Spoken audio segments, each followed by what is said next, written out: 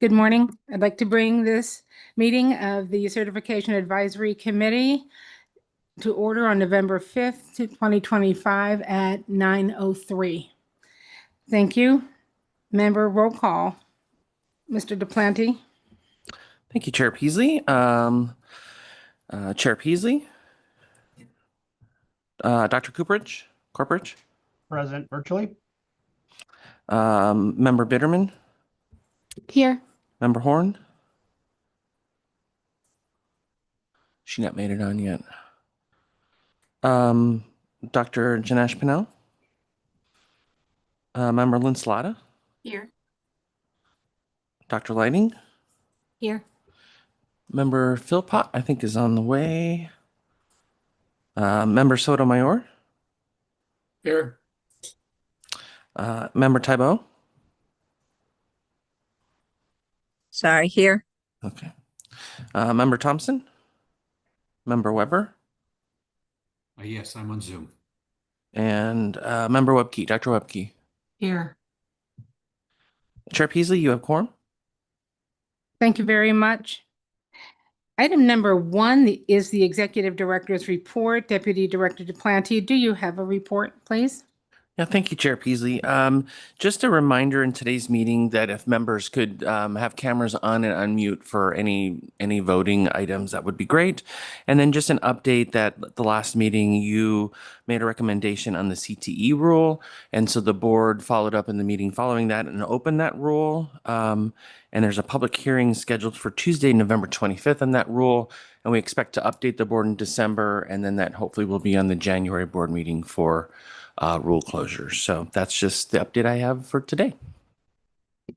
Thank you very much. Item number 2 is the presentation, discussion, and possible action regarding proposed rule R72615, Section V, teacher leader endorsement. Deputy Director Duplanty. And Chair Peasley and members, this has been a long road for this endorsement, but here it is again. And so the department has been working on the feedback from the committee, and I'm just going to straight turn it over to Deputy Associate Superintendent from ADE, Jamie Wilper. Good morning. I am back with the, the certification teacher leader endorsement proposal, and I have some updates for you this morning. So we are going to go ahead and just dive right into the proposal.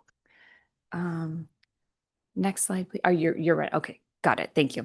So I have updated the timeline for you, and I'm just going to kind of not rush through, but just kind of get through these first couple slides for you. The only thing that is adjusted on this timeline is that in October, we revised the teacher leader endorsement rule that was submitted to you, and then we're bringing it back to you in November with a few updates based on feedback that we received from you. Next slide, please. As you recall, the Arizona Teacher Leader Professional Standards is what this endorsement is based upon. Next slide, please. And so one of the things that I'm going to be showing you this morning is a crosswalk from the topics that are in the rule, the proposed rule language, to these domains. So these are the 7 domains that are the standards, and I just want to make sure that those are kind of forefront for you. Not that you need to memorize them this morning, because I will be showing them to you in a later slide. Next slide, please.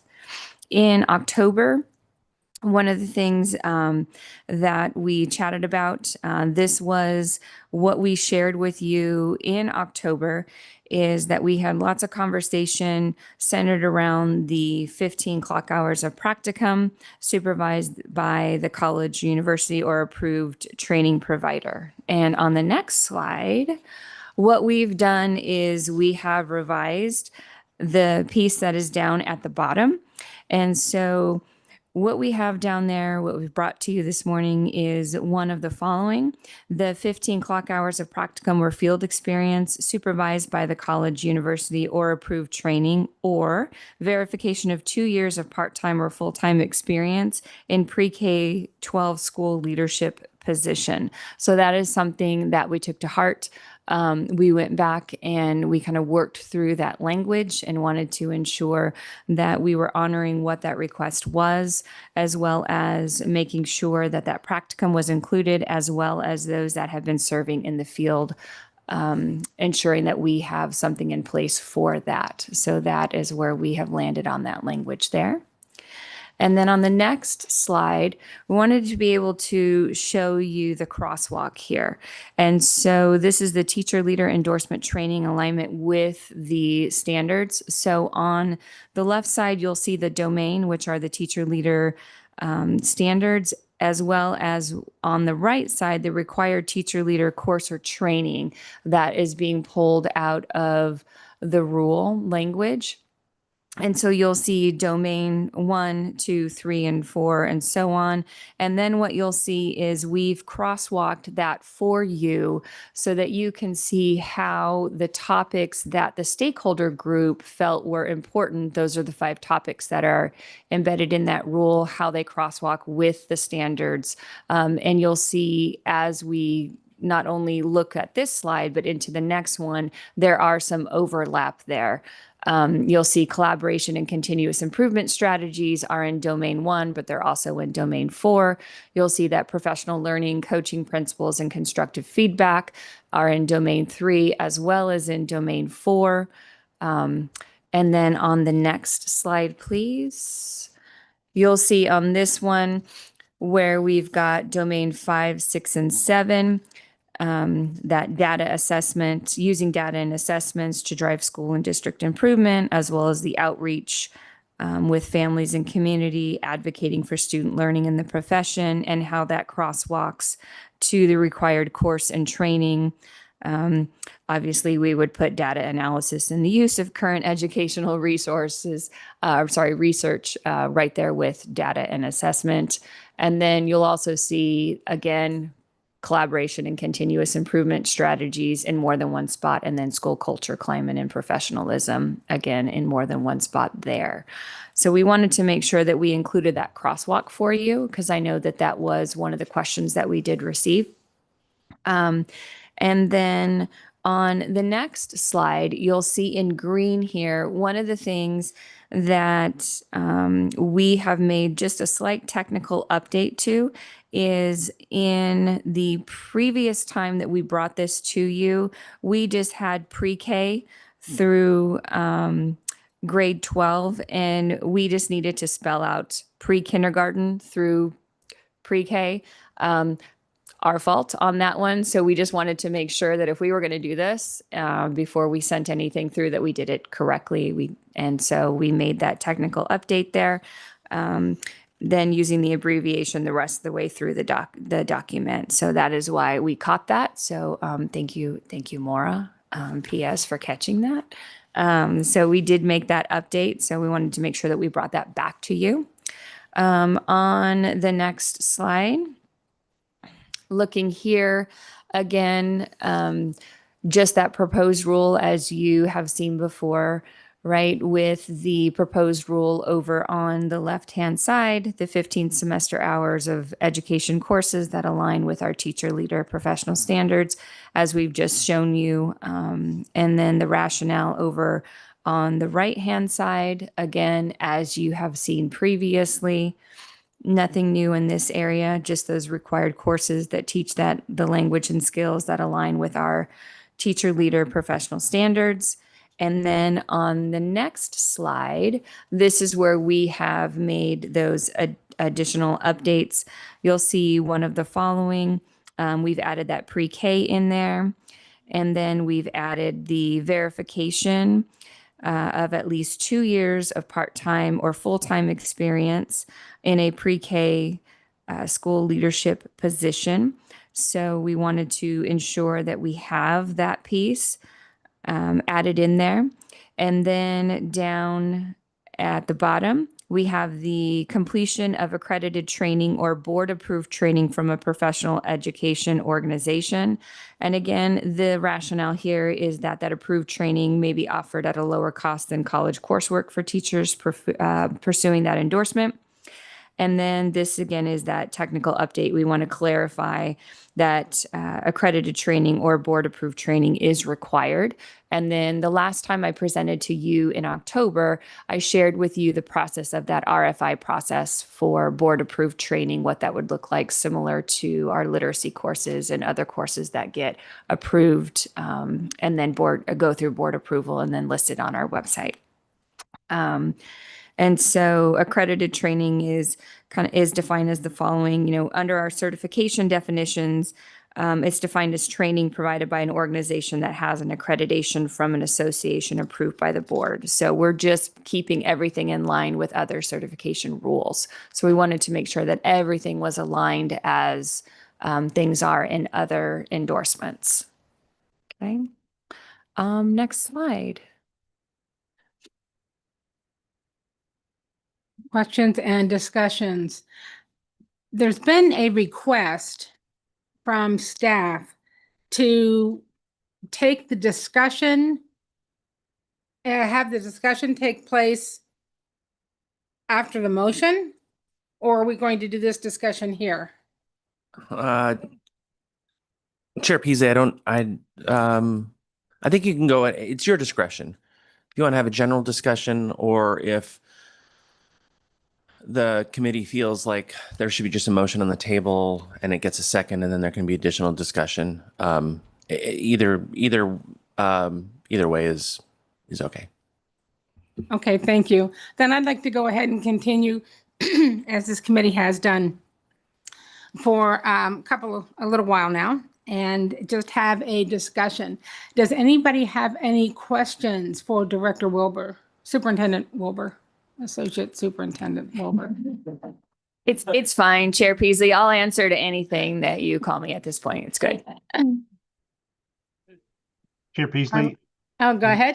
can you hear me okay? This is Yes. Robbie. So Chair Peasley and members of the committee, thank you for wrapping this up. And I really appreciate the OR. I think that's a great option for our local candidates that want to go for this endorsement. I know this has been challenging and a very thoughtful process, but you've done a wonderful job, and I fully support this proposed agenda item. Thank you, Member Corporate. Is there anybody else online with comment? I'm seeing heads. No. Okay, how about here in the room? Any comments? I would just like to thank the Department of Ed for the inclusion of the option D to have it be a one or the other. I think that honors the educators that are in the field that are currently doing the work and allows for them to obtain this certification and get credit where credit is due. So thank you for reconsidering that. Absolutely.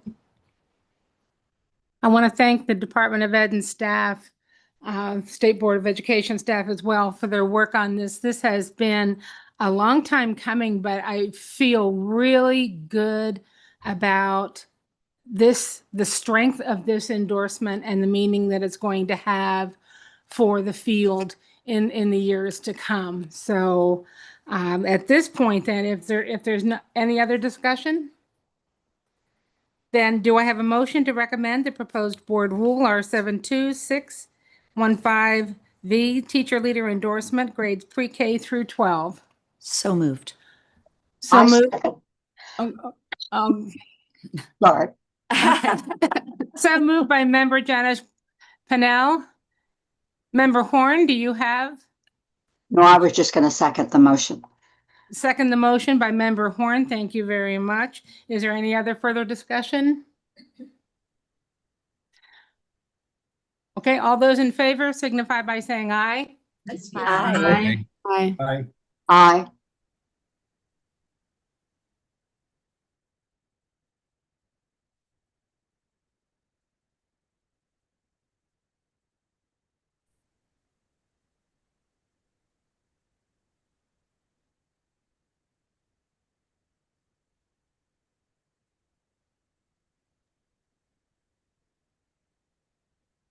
There we go. Item 3 is the presentation, discussion, and possible action regarding proposed changes to Rule R72615, Section M, regarding the gifted K-12 endorsements. Deputy Director Duplanty. Chair Peasley and members, thank you. The department has brought this forward, and so I'm just going to immediately turn it right over to Deputy Associate Superintendent or Superintendent Jamie. Good morning again. All right, this morning I am bringing forward the gifted pre-K-12 endorsement. And I know last year we did a lot of cleanup on endorsements, and surprise, I have another one for you. So we're going to jump right into this one. And next slide, please. Thank you. I'm going to give you just a little bit of background on this. This is just general rules for endorsements. And I know, like I stated just a few seconds ago, you thought that you were finished with just in general the endorsement pieces. But we have just some cleanups on this one, and just something that we feel is super important that we wanted to bring forward to you. So as you can see here, in June of 2024, we defined general rules for teaching certificates, and it included the standard professional, classroom-based, or international teaching certificates. And this clarified that endorsements are restricted to teachers who are fully certified and have a educator prep program. This did not to those that were on an alternative or emergency certification. And so that's what's stated up there in that top section. Some of those endorsement rules allowed for clock hours of approved training to substitute for semester hours of college coursework. And you can see there, just wanting to make sure that it's noted that the 15 clock hours equal 1 semester hour. So it's just a little bit of background, again, on the general rules for endorsement, because this is going to lead us into what one of our requests is for the gifted endorsement this morning. Next slide, please.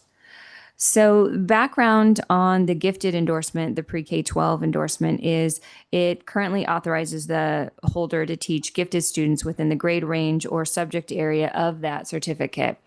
And right now, the prerequisite certificate is the standard professional or international teaching certificate. Super important to note there. And the provisional, so we have the two. You have the provisional gifted endorsement, and it requires the 6 semester hours of college coursework in gifted education or 90 clock hours of in-service training in gifted education. And then our full gifted endorsement requires those 12 semester hours in courses of gifted education, and then no more than 6 semester hours may be substitute within in-service training in gifted education. So this is where we get into what our other request is later going to be, or 180 clock hours of in-service training in gifted education. And then down there, you can see that caveat about where or who verifies those trainings. So the next slide shows what the issue is and what we're bringing to you this morning. Right now, it excludes the classroom-based standard certificate. And this is an unnecessary barrier to qualified, fully prepared teachers. It's inconsistent with our other endorsements, and that's one of the reasons why we're bringing this to you this morning. It also restricts our applicants from combining coursework and equivalent training. And to us, that seems illogical that since the rule allows for either college coursework or in-service training, and that is also inconsistent with other endorsements. And so we feel like we need to adjust this for our educators. So having said that, next slide, please. This is our proposal. Establish that the gifted pre-K-12 endorsements may be added to a teaching certificate, and that includes the standard professional, the classroom-based, and the international teaching certificate, as well as establish that the clock hours of public school in-service training may substitute for semester hours of coursework to allow applicants to combine coursework and training hours. And again, that will allow that consistency across all of our endorsements. Next slide, please. So we are going to go ahead and roll through those gifted proposed rule changes, and these will be substantive changes. So everything will be in yellow using our color coding system from Wonderful Mora. So using the same format that we typically use here, please don't be alarmed at all of the strikeouts because things are going to be moved around just slightly and adjusted, and I'll walk you through that. Again, on the right-hand side, the rule change proposal, and then on the left-hand side, the rationale. So if you see on the first part here, what we're doing is we are striking out international or teaching certificate, and we're just leaving teaching certificate because that's already defined in rule, and there's no need to list them all out. And that is why we've done that, and you can see that over to the side. And that endorsement, just we're adding the classroom-based in there, and it's, again, already defined there when we look at teaching certificate.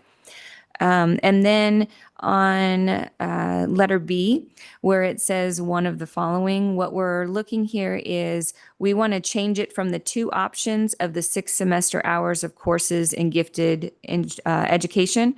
And then what we're going to show you in a few slides is a separate rule, and that'll be shown that the training in gifted education can be used and substituted for coursework. And so that's why we're taking that whole little section out, and that will be consistent with our other rules. So it looks a little scary right now, but it will make sense in just a slide or two. Next slide, thank you. So on this one, again, looking here, this is the full endorsement where we were looking at the provisional before. And so on this one, the same thing. We want to have the first part struck out, same rationale as the provisional. We just want it to say teaching certificate because, again, that's already been defined. And then again, it is the same rationale as the provisional. It's the completion of 12 semester courses. 12 semester hours, of courses in gifted education. And again, we have a completely separate piece about the coursework that can be substituted that we're going to show you next. So next slide. This is where what we've done is this provides the flexibility that will allow teachers to combine their college coursework and equivalent gifted in-service training. So when we add this rule, this is where that substitution comes in, and this provides that benefit. So if somebody has a 3 semester hour gifted education course, they can then do 135 in-service hours, so to speak, and it doesn't box them into one or the other. So it does allow that flexibility. So where we've struck it out in the other 2 pieces, we're adding number 4 in here, and this allows that consistency with all of our other rules. Next slide, please. So I feel like I went really fast, but I also feel like it hopefully made sense. So questions for me? Yes, it did make very good sense. Thank you Okay. very much. Appreciate that work. I don't have any questions about it. I think the changes are good.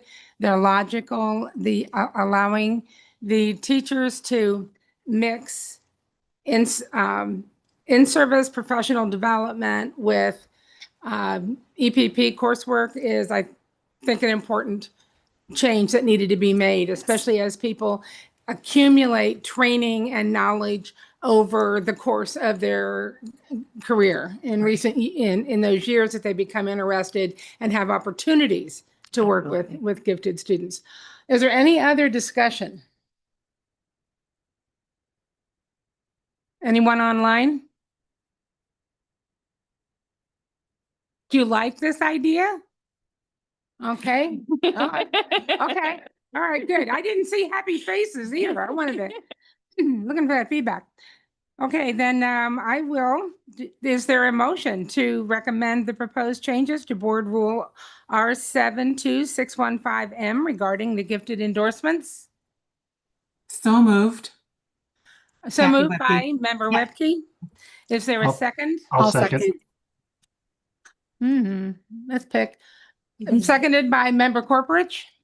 That's fine. Is there any other further discussion? All those in favor signify by saying aye. Aye. Aye. Aye. Thank you very much. That motion is carried. More Christmas presents. Number 4. Item 4 is the presentation, discussion, and possible action regarding changes to Board Rule R72614E regarding the alternative teaching certificate. Deputy Duplanty. Thank you, Chair Peasley and members. Since the rule change years ago that changed the alternative teaching certificate from one way of saying is 1 + 1 + 1, right? It used to be issued for 1 year, and then the candidate would have to show adequate progress in an ed prep program that would be verified by the institution. They would come extended for another year, and that would continue until they completed their program, but for a total of about 3 years on the certificate. The rule change, I'm thinking back to 2016, 2017, changed that to a 2-year initial issuance with a 1-year extension and an opportunity for another year extension for a total of 4 years. There's been concerns over the years when I was at the department, as well as there continues to be concerns with involvement in ed prep programs. The ed prep program is listed on the certificate, but 2 years is a long time, and life happens and changes happen. And so there's no mechanism for pulling back that certificate early if the candidate, for whatever reason, has to withdraw from the program. That is one of the issues, as well as the department has identified other issues. So the department has brought this forward today with a lot of information for you, and they've done a lot of work. And so once again, I will turn it over to Deputy Associate Superintendent Jamie Wilbur. I'm back. All right. So as Deputy Director Duplanty has shared with you, we have lots of information for you this morning on the alternative teaching certification proposal. And I'm going to start this morning with just some background for you regarding the highly qualified teacher requirements. And I know probably most of you have some of this information in your back pocket, but I just want to make sure that you understand kind of our thinking and kind of our journey on the whole idea of this, and especially when we shared this information with our stakeholder group.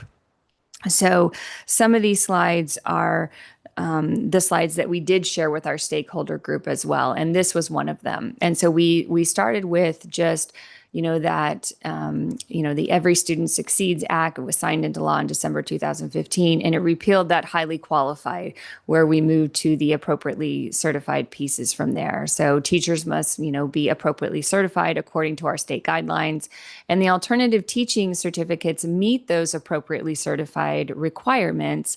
But we also wanted to clarify at that time that the emergency teaching certificates do not meet appropriately certified requirements. And we wanted to make sure that we made that delineation as we worked through this alt teaching certs, as we kind of teased out the difference in those and what we are looking for and why we are wanting to make some adjustments to the alternative teaching certificate. At the same time, looking at the background information for IDEA. And we also have done a lot of work with our Exceptional Student Services Department in this realm as well. And when we look at this, what we shared is that, we have a lot of teachers that require or establish with an alt teaching cert, but there are some things that we are not in compliance with, and that's another reason that we are bringing this to the table this morning. So you can see here that, it requires special education teachers to have their bachelor's degree, that full state certification, and that a special education teacher may be certified on an alt teaching cert if the teacher. And when we look at these things, one of the main things that I really wanted people to pay attention to was the third bullet on here, and that they assume function as a teacher only for a specified period of time not to exceed 3 years. And that was super important for our stakeholder group, as well as for you all this morning as we work through some of the discussion and some of the items that we're going to share with you, as well as the item number 2, participating in the intensive supervision of structured guidance and regular ongoing support for teachers, or a teacher mentoring program. So those were the things that our Exceptional Student Services Department brought to us. We've worked with them, and those are things that you will see in our proposal this morning.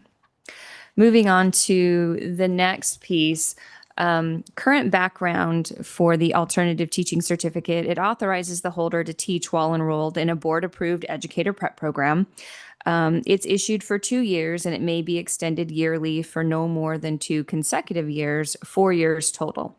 So that's a mouthful, right?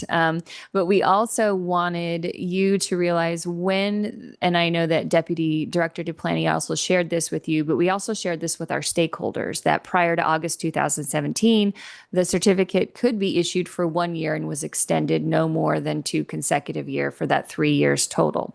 So, it was changed, right? At that moment, it was changed. Initial issuance requirements, you have to have that bachelor's degree, the verification of enrollment in the board-approved program. And then, of course, there are extension requirements, verification of adequate progress, which comes from our ed prep programs in that board-approved program. So the next slide is, this is going to share with you, here's where we are having the issues and where we're seeing the need to update this. So we've identified these issues with our alternative teaching certificate rule.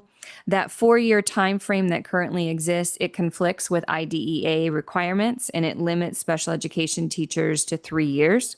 The initial 2-year issuance allows individuals who drop out of an alternative program, to continue using the certificate for up to 2 years.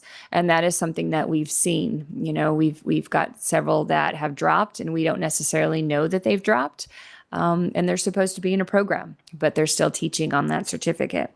And then we needed to update to align with IDEA for that training and supervision requirements for those special education teachers. And then we found some technical surprise, right? Some technical updates. Thank you, Maura, and corrections where we needed to align with Arizona rulemaking, the manual, and the current board rules. So we have a proposal. So we're proposing the following things: that we establish the alternative teaching certificate be issued for 1 year and may be extended 1 year 2 times. So we're limiting it to 3 years. That we include IDEA training and supervision requirements for special education teachers.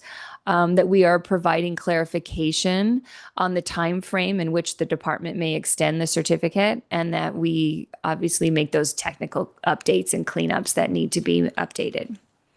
So we are going to go ahead and roll through those. And we have 3 colors for you on this one. The last one was pretty simple, but we've got those technical changes for you. We have some blue, some technical changes that might need some explanation, and hopefully I'll do a good job with that for you. And then the yellow are those substantive changes. So rolling through the same format as always. In this first section, the alternative certificate, pre-K through 12, what we're doing here is this first line is to explain what should always happen is in the first line of rule, that should explain the purpose of the rule. And this one here does not explain the purpose of the rule. This one here is talking about how long it's valid, etc. So we needed to move this. So we're going to move this subsection E1 to the general provisions. And then what will happen is this little section here would be moved to subsection E3. So you'll see that a little bit later, so that when you're reading the first part of the rule, it actually explains the purpose of this rule. And then you'll note down below where we are actually explaining the purpose of the rule. It will tell you that the alternative teaching certificate entitles the holder of the rule, or the holder, not of the rule, but the holder, to enter into a teaching contract. And then right there, this is where we get into some of those technical corrections. We're capitalizing the title. We're clarifying that the certificate holders are enrolled in a board-approved educator prep program. You'll see there that what we've done there is just cleaned that up so it's nice and tidy. Next one. On this section here, What we've done is this is still continued, that subsection E1. So we've done a lot of striking out on this section here. This is the appropriately certified information, and we don't need this here because the general provisions point to the guidance document, which is already approved by the board. So we don't need to list all of this information out. What we have here is the information that's related to the SEI, ESL, and bilingual endorsements. And then what we've also done here is there's reference to the exam and the reference to passing the appropriate ATPA assessment. It could conflict with the alternative teaching certificate holders program enrollment. And again, this doesn't necessarily need to be here because it's all about the program that one is enrolled in, not necessarily the exam that one has passed. So that is in conflict, and we needed to make sure that that was not in there. Okay, I got a thumbs up. I'll take that. Absolutely. Thank you. All right. On this section here, this one is solving two issues on this these pages here. So what we're looking at is the following provisions apply to the alternative teaching certificate. What we're doing here is this is where we're bringing it back to 1 year, that proposal here. The 3-year limit aligns with IDEA requirements. And then also in this section, if needed, schools may request an emergency teaching for general education teachers if additional time is needed. That does happen from time to time. We do see that, but obviously, that's in there if needed. And then when we're looking further, that initial 1-year issuance addresses the problem of teachers who discontinue their educator prep program and may remain in the classroom, then we would be able to note that and catch that. The hope is that we do have a process in place for our ed preps if one decides to switch an ed prep or that they are dropping out, but we don't. That doesn't always happen. And so we just really want to make sure that we've got internal processes in place and we're trying to catch everything that we can. But again, moving things back to that 1 year will make it a little bit better in that area. And then in C, the certificate holder shall be enrolled again in that board approved program. And then we added the words in there while teaching. We want to make it as clear as possible that they need to be in a board program while they're teaching. And again, you'll see those technical changes over to the side and then that reinforcing that they have to be in that program. And then please, I want you to keep in mind with the extension pieces, there's no fee for a candidate to extend the certificate. So I felt that was really important. And we have shared that that was part of our stakeholder meeting as well. So all of those that were in that meeting are well aware of that. On this slide here, the rule change proposal, you'll see here that the local education agency and the ed prep program shall ensure that the special education teacher is enrolled in the alternative certificate program. And this is where you'll see that we've updated to align with those federal requirements for the special education teacher. And this is the high quality professional development, as well as the intense supervision and the structured guidance of a teacher mentoring program. One of the things that we noted in the stakeholder meeting is that we had our educator prep programs were all invited.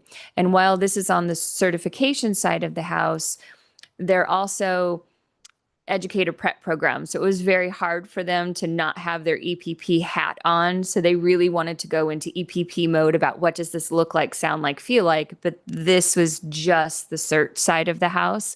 And so, our ed prep program teams, this falls to the LEA and the EPP to work on this. but we also had several LEAs in the room as well as part of our stakeholder group. So they're all aware of this, and this will definitely be something that they'll be working on together as a team to be able to work this out. So I just wanted to make sure that I was very transparent with you all about this as well. It was hard, like I said, for them to take that hat off and just look at the CERT piece of it. There were lots of questions about that. But we recognize that for sure, and our EPP team is prepared to assist them in that little endeavor. So next one. On this page here, you'll see that what we've done is we've done some technical updates to use clearer and more formal language. So the bachelor's or more advanced degree on this one, and then the verification of enrollment for a board-approved educator prep program. We do have some processes in place for our ed prep programs to be able to assist with those kinds of things. And then down on number 4, again, what we've done here is we really wanted to look at establishing a time frame and ensuring here that we've got that time frame in which the certificate could be extended. We didn't want it to be where I've now just started my program and I'm automatically just going to want to extend right away. So we really wanted to make sure that, within 3 months of expiration and not more than 6 months past the expiration date. We know that life happens sometimes. And so we had lots of discussion around this as well. And we wanted to make sure that in the stakeholder group, we did discuss that a little bit, and you'll see some feedback on that in just a few minutes as well. And so again, just establishing that about anybody that might have to drop out of their program or who has dropped out of their program, what that might look like. So we did do some technical cleanup there.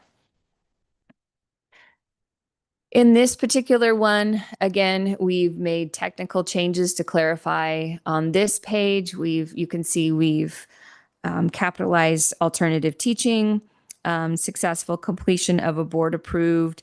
You'll see that we've taken out alternative path and board approved. We've just left it board approved because if it's board approved, it's board approved. So we've clarified that. And then what we've done is the technical changes to clarify the exam requirements for that standard teaching certificates down below. Qualification for a waiver of the assessment. And then down below again, we've done some strikeouts there as those things are not needed, just to clean that up so we've got some consistency there. So speaking of stakeholders, which I've kind of mentioned throughout the way, we had a stakeholder meeting held on October 20th. We invited 128 stakeholders to this meeting. We had our exceptional student services unit at ADE that attended. We also had our educator prep program contacts that were invited, as well as our LEA human resource contacts. Out of the 128, we had 95 stakeholders who attended. So thank you. I was so excited. There's so many people that attended. Excuse me. Yes. Did you invite special education directors? We did not invite special education directors. We had, because this dealt primarily with those that were enrolled in the educator prep programs, we had those that were in LEAs that were in those programs, the actual special education programs themselves. So, yes, great question. Yes, I know I've disappointed you on that one, and I apologize. Only because it's the special education directors that bear the full responsibility. Got it. Yeah. For the training in the district and the follow-up and Yep. the monitoring and the supervision. Thank Yep. you. Absolutely. Those that did attend were institutes of higher education, the classroom-based programs, certificate programs, and local education agencies. So we had several HR directors that were there that oversee the actual programs themselves, those that have the program. Having said that, next, thank you. We did send out the alternative teaching stakeholder feedback. And what we got from this feedback, next slide, please. Thank you, is we had several that reported to us. We had 42 that responded. We kept it out. About 2 weeks we had this open, and we asked them to provide to us if they disagreed with these things. We asked them, just as we do in all others, please send it out to anybody and send it out. Let us know if you have somebody in your department or others that oversee programs or within your unit, etc. Could you please make sure that you are sharing it with them? And so what we actually opened it back up for an extra few days as well. And so we ended up, I think, with about 6 or 7 additional responses. And having said that, we did end up with some others. And overall, as you can see, it was very positive. And then there were a few that on this one were other. No one disagreed, but the ones that were other, I can tell you. Next slide, please. What they said is they agreed, but it depended upon how the applicants apply. If the applicants have to apply via U.S. mail, they would disagree. And as long as the changes were streamlined and there was a system in place for EPPs, then they would be okay with it. And I can tell you it's all done online, and there is a system embedded in the Educator Prep Program portal through the certification system. That's happening. So, okay. The next question we had was, the department is proposing the following. This was the IDEA training and supervision requirements for special education teachers. So this would be the Educator Prep Program and the LEA. And definitely point taken, Chair Peasley, with what your question was.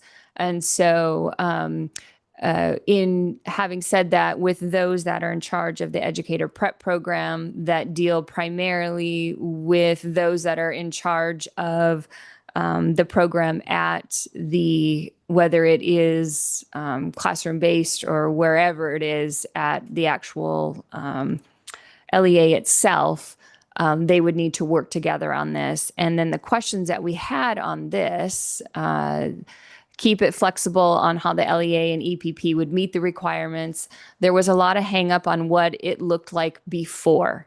So before they actually were in the classroom, what does that look like? So again, the EPPs were very concerned, just like, what does that look like? And so that's where the Educator Prep Program team is prepared to work with our EPPs on that moving forward. And then on this one, it was the department is proposing the following, and this was the extension and the 3 months of expiration and not more than 6 months.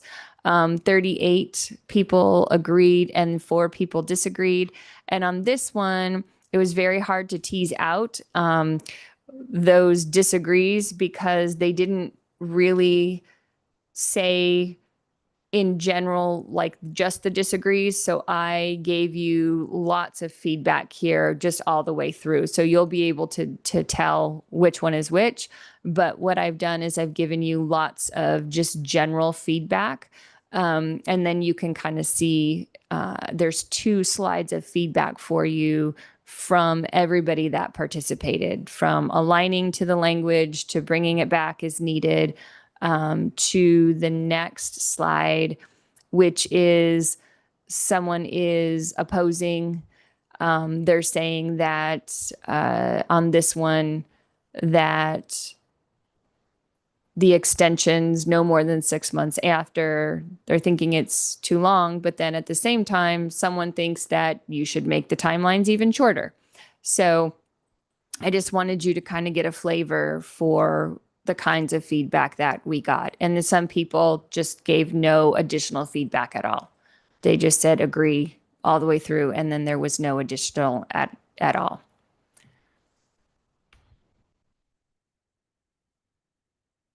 Questions and discussion. Thank you very much for the information. It was very, very thorough. And I hope when we are discussing anything that has to do with special education going forward, that special education directors would be included. Yep. I did send this out to a number of directors in rural Arizona and here in urban Arizona, including members of the executive committee of the Arizona Council for Administrators of Special Education, a division of the Council for Exceptional Children. And everybody agreed with all of the changes and agreed that they were all very, very necessary and appreciated the work that was done on this, the thoughtfulness that went in. I remember when we extended it to 4 years, it was because of the extraordinary difficulty of a first-year teacher.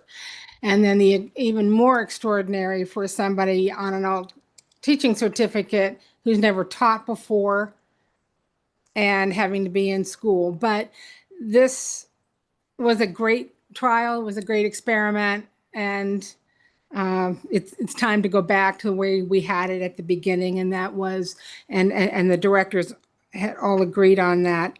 That was the only point of discussion and that I had. Someone addressed, a stakeholder addressed the concern about what happens when someone's certificate expires mid-year or it can't be renewed mid-year.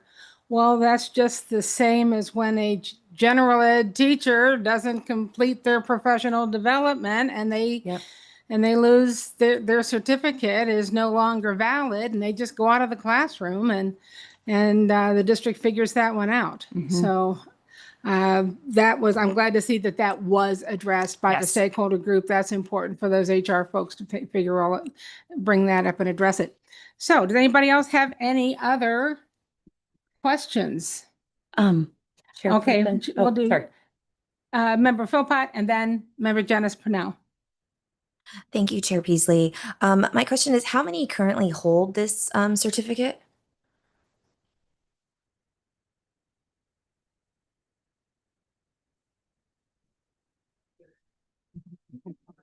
Thank you. I know I was trying to find it myself and I couldn't find it. So I was like, well, not easily anyway. So I was trying to find, I know you all do great data reporting. So I know it's out there somewhere. And I thought it would be more accessible to you all versus me.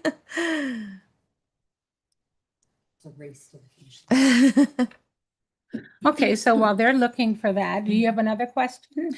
I did. And then out of those people that hold this certificate, how many of them are in the 13 counties that I love to bring up from the alternative certificate?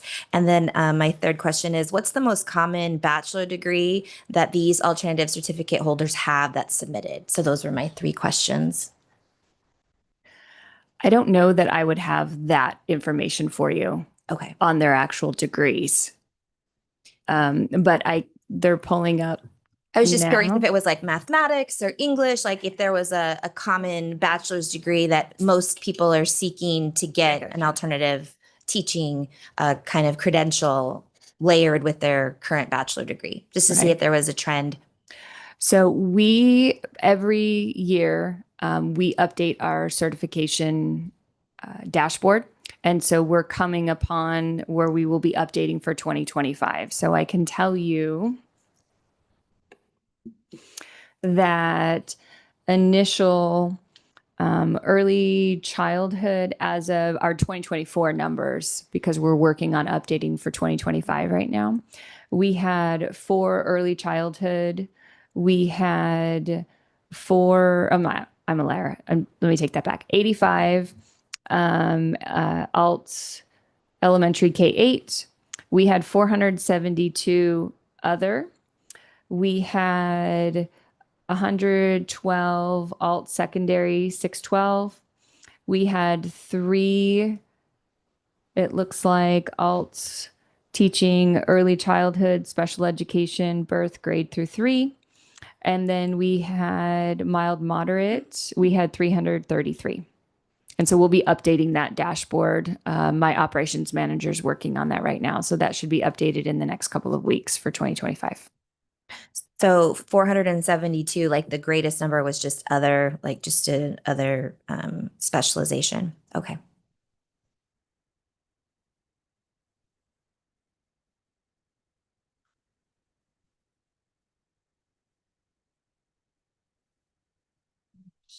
Sure. Maura has information for Yeah.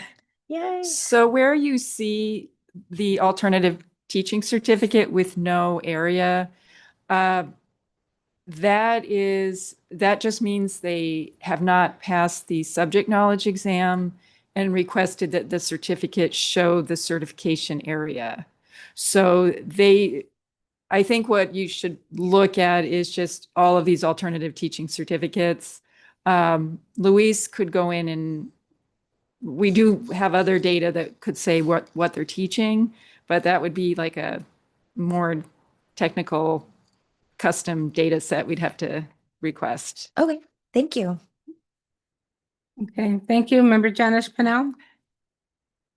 Yeah, I just want to take a moment to show some gratitude to the staff. You've really taken what was a heavy lift and extremely tedious process here and really, for lack of a better term, boiled it down to something that was very concise and very understandable for us to be able to move forward and make a vote on. So I just really wanted to commend the hard work and all that went on to just produce this 2 pages. So I just wanted to show appreciation. So thank you. More. Yes, thank you very much for walking in our shoes of navigating the combination of ESSA, IDEA, and Arizona certifications. HR gets it. We appreciate, and we so appreciate our HR folks, and thank you for all of your advice that you've given us and you've given to the department for over the years. Anybody online have any questions? Member Corporate? Yeah, Chair Pleasley, thank you. Thank you for your good work on this. I just wanted to, from a superintendent's perspective, sometimes we hire almost 50% of our teachers are on alternative certifications. People coming in for the bachelor's degree that is ready to get into teaching, and it's been a lifeline and really a savior for us at times just to have appropriately certified staff in our schools. So I do appreciate this option and alternative to a traditional pathway. My specific question is on special education, and I just maybe need some clarification on this. So as a special education alternative certification endorsement for the 2 to 3 years, whatever it takes, I think normally it's 2 years, are they also appropriately certified to administer IEPs and to do all the legalities of IDEA along with that alternative certification? Yes, they are. Is this something that already exists, or is this something that will be changed with this action? No, Chair Peasley, members, Member Cooperage, that has been the law of the land. The alternative teaching certificate is considered appropriately certified. And so when you get into they meet the fundamentals of IDEA with the bachelor's degree. I think you as a site leader have to, again, these candidates are pairing enrollment in a program with a job at the same time. And so you may have them day one and they have not attended their first class yet. I mean, and depending on the program. And so, you as the employer and as the local education official, need to keep that in mind, but they are receiving training and they are considered appropriately certified. But thank you. I agree with you. And if a teacher was already certified as a teacher of record and they then wanted to get their special education endorsement, is this a better pathway than to get just endorsements through another course process? Chair Peasley, members, Member Cooperage, there's lots of options, right? You know, it used to be back in the day, you either had the full cert or you didn't. Then we had the alternative teaching route, and you basically had to, you know, go back and enroll in a full program. You know, as somebody who wanted to transition from a gen ed training and certification to special ed, it used to be almost you had to leave teaching and go enroll in a master's program. The alternative teaching is one option, so that you're transitioned to that role and enroll in a program. And then several years ago, we created those special education endorsements that was trying to look at a teacher who had been through an ed prep or was considered fully certified, wanted to add priority coursework or targeted coursework to get their training to special education. I just think that there's multiple options for them now, and it's whatever fits their situation best. I would say that the endorsement route does have I mean, you guys requested at the time a provisional route. And so there is kind of a foothold to get in with a minimal set of coursework and then to keep working. But that endorsement route is more of a go get the training and then become the teacher. Whereas alternate is you a minimal set of requirements, bachelor's, a fingerprint card, you enroll in the program, and then you're going from day one. So those are just still the paths that exist. All right. Thank you for that clarification. This is a high needs area for us, especially in rural settings, maybe everywhere in Arizona, I would imagine, but we are really working hard to get classroom teachers that want to get that endorsement to be able to be appropriately certified, be able to administer IEPs and so forth. It's a challenge. So pathways to have least resistance, to put good people in there that can do that work is much appreciated. Thank you, Member Corporate. Is there anybody else? Okay. I just had, and I think this might be, further down the road, but I know a question I will get because we have a pretty robust ed prep program. For our staff members that are just now starting and are already on a 2-year alternative cert issuance, how will they be impacted? Are they going to have to reapply? Is there any consideration for grandfathering them in and then just giving them a 1-year extension? I just want to make sure the folks that have already vested in that 2-year cert and were operating under those rules are taken into consideration. Chair Peasley, members, there is no grandfathering language in here. Their certificate is still valid for that 2 years. And then the extension, I think the question would be, I think where it would be fuzzy in my mind that they still have the 2. They still could extend twice for 1. So I think the easiest path forward is to assume that they had the 2 and they can still do 2 extensions, because that's the rules they came in under. That's how their initial certificate was issued for the alternative teaching. I'm glad to hear that, just so that LEAs that are standing up their own EPPs have an opportunity to transition to that 1-1-1 model from the 2-1-1.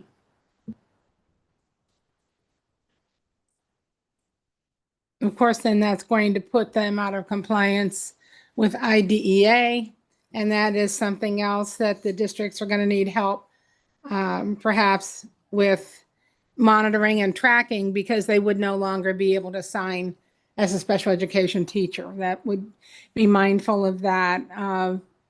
It's a transition period. It's going to affect some people, but I feel that's going to be workable with good communication between Department of Ed, the certification, HR, and the directors. We will get that worked out.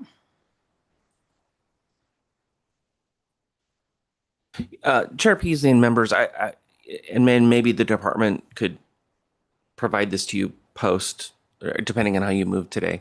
It's my recollection, though, that I think the norm for the alternative teaching certificate is a 2 to 3 year kind of road. Mm-hmm. I think it's not the norm that they go to 4, as well as to your point about being out of compliance with IDEA. That's been on the books since 2016. And so it's something to consider. it would have to be probably looking at the folks that hold 2 years Mhm. currently. What position are they serving in, or what certificate are they? But I think by and large, my recollection, without having the data, is that 4 years is not really the norm. It's the outliers. No, that's right. The 4 years was discussed in terms of people starting their first year and then dropping out of their programs because of the overwhelming nature of being a special education teacher for the first year, especially in districts that have limited staff already, and they're looking at caseloads between 35 and 60. So from day one. So we did recognize that was problematic for that first year, and they might need the second and third, and maybe even in some cases the fourth. But most of the, especially the alternative prep programs, were scheduled for 2 years to get everything completed. So at the time when we discussed it, it was felt that was still going to be reasonable. And so I think we're in pretty good shape. Is there any other discussion? Any other questions? Then I'm going to call for a motion. So is there a motion to recommend the proposed changes to Board Rule R72614E regarding the alternative teaching certificate? So moved. So moved by Member Lighting. That was me. Oh, by Member Janice Pennell, excuse me. I'll second it. Seconded by Member Lighting. Thank you very much. Any other further discussion? Okay, all those in favor signify by saying aye. Aye. Aye. All those opposed? Motion carried. Thank you so much. Yes. Department of Ed certification, ESS, State Board of Education staff, the stakeholder groups, the members of this committee, for your preparation, your diligence and thoughtfulness as we go through all of these issues to, truly provide gifts to the field with these 3 actions today. Okay, our last, then I think we're really there. It's number 5 item is on the agenda is the summary of current events, further meeting dates, items for future agendas. Deputy Director Duplanty. And Chair Peasley and members, thank you. Thank you once again for your attendance, fighting traffic, fighting Zoom to get online, whatever that may be, and for the productive work today. I'm glad the meeting flowed and we were able to address your questions. The department was able to address your questions. As always, these recommendations will move forward to the next board meeting. I think we have time to get it on the next agenda to put in front of the board for their consideration. If it doesn't make December, it would go to January. That process is board opens, public hearing, an update to the board, and then potential rule adoption and closure. That's the fastest path unless we need to address some issues in between. And then future meetings and work. There's nothing kind of in the hopper that I'm aware of. I was just asking my colleagues at the department. So we had kind of tentatively earmarked January 7th, but I think that, I was anticipating possibly, if there were something need to be tabled. But at this point, I don't think that we'll need the January meeting. But we'll gather more. We'll be in touch if there are more issues that the department identifies that need to be addressed. And as always, the legislative session starts in January. And so we'll have all eyes on that. But again, thank you for your work, your dedication, and for your attendance today. Thank you very much. I see there was some discussion. Is there more? Which is fine. I mean, we're so happy to have you here. But do you have more information for us, or is there a statement that someone would like to make? We were discussing if there was anything that was significant enough that would warrant another meeting, or if it was just tiny technical kinds of things. We're